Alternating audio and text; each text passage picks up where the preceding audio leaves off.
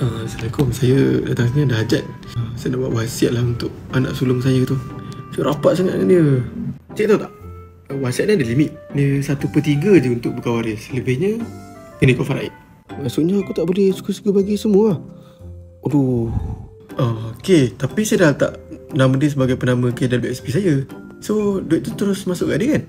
Penama KWSP tu cuma bertakbir, tapi agihan dia still ikut faraid. Dia tak boleh ambil semua. Loh, ingatkan tak nama je terus jadi hak milik dia. Mampu ya, plan aku lagi dah ni.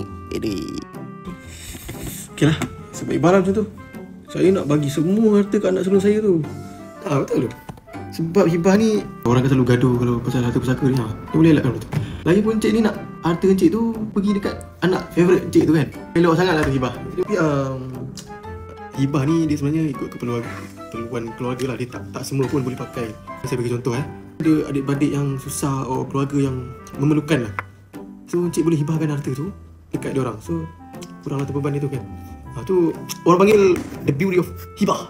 Oh, kalau dari awal aku tahu benda ni, tak adalah kau main buat plan suka-suka macam ni. Senang je benda ni. Baik aku jadi consultant. Halo. Nak mak dah pandai rancang harta. Ajalah mak nak tanya ni.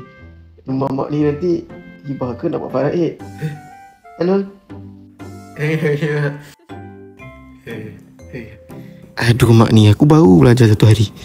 Dah tak diperancang pula.